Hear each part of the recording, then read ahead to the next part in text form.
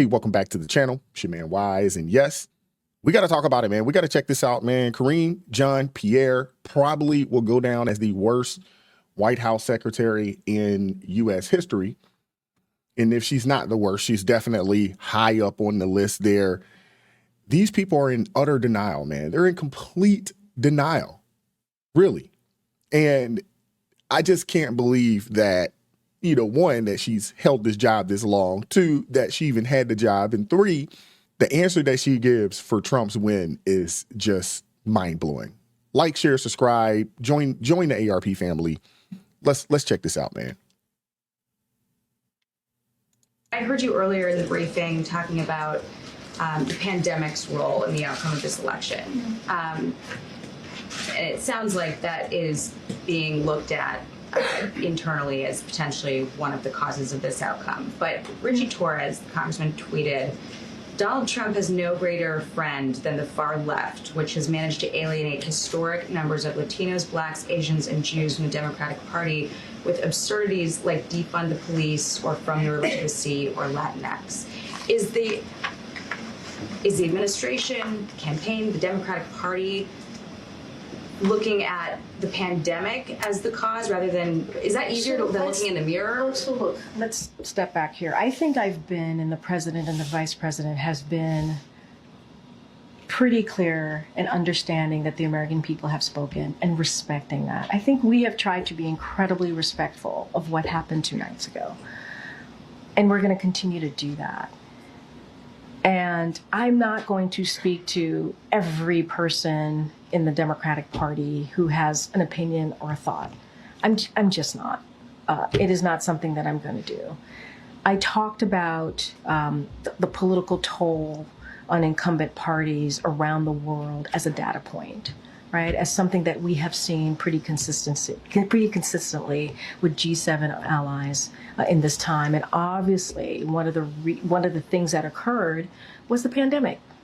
It did. It caused disruption. It caused the supply chain to be disrupted and and caused the economy to be turned upside down. While we put policies, and we are in fact leading the world on the economy, it doesn't stop the fact that there has been a political toll for incumbents.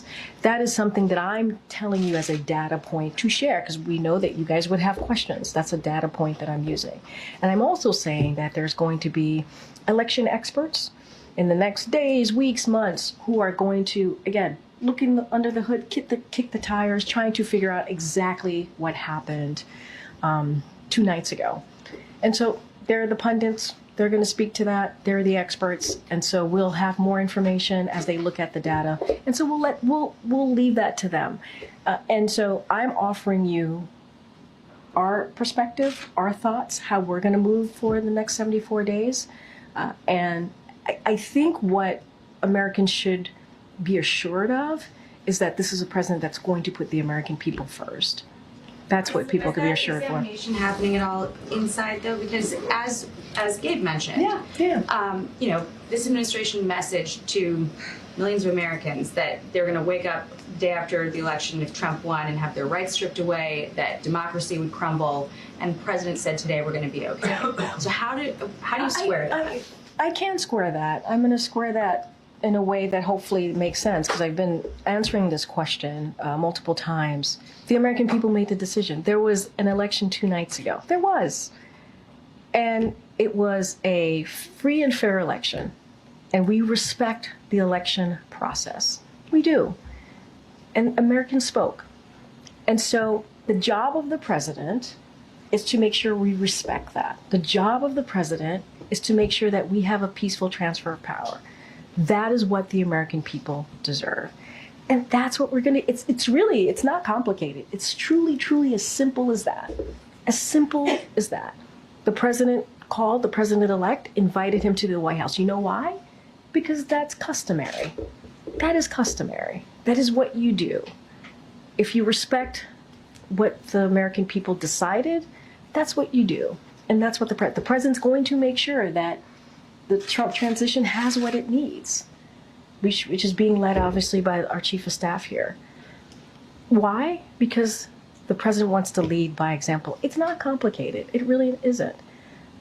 And, you know, that's important. Example is the message to people who are fearful based on what the messaging was about the stakes. Well, now you're just twisting everything around, and that's really unfair. No, it is. No, Jackie, it's unfair because I've been standing here trying to be very respectful to what happened the last two nights ago.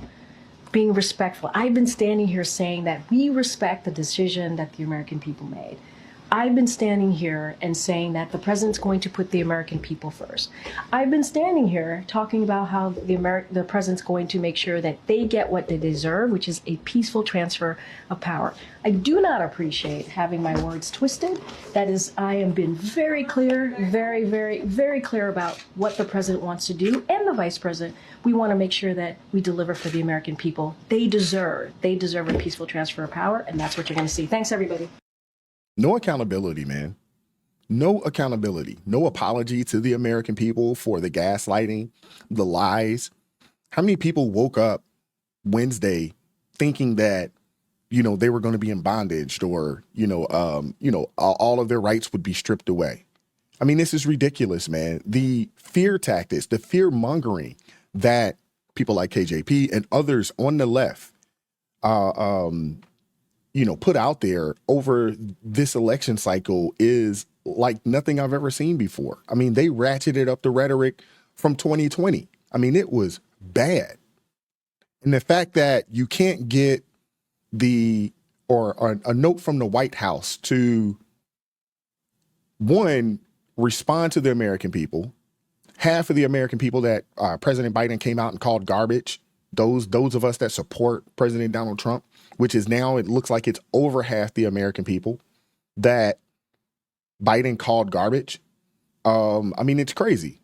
And the fact that these people won't acknowledge it, they won't, hold no accountability, and they will not apologize. That's what's frustrating, about this. But I mean, I guess it is what it is. And now they're moving the goalposts. It's another topic to discuss about the deportations and who Trump's putting in his cabinet, so forth and so on. The left is all about diversity, but I hadn't heard them champion the fact that he put Miss Wiles, in as the first female chief of staff. I mean, these people are hypocrites, man. They really are. They are hypocrites. We have the first woman chief of staff. No one from the left is discussing it or talking about it. But it was the same thing, even when Bush was in office. And I'm not going to sit here and say that I was a huge fan of George Bush, but the cabinet was extremely diverse even when he was there. When you think about Colin Powell and you think about Condoleezza Rice and the positions that they played in that administration. I mean, it's just awful, man. These people they're just awful, man. And it's just so unfortunate that this is the leadership in this country, or this is the leadership that the left puts forth in this country. Let me know what you guys think in the comment section, though. Like, share, subscribe, join the ARP family. Keep God first in your life. Stay prayed up. We'll catch up with you all. Peace.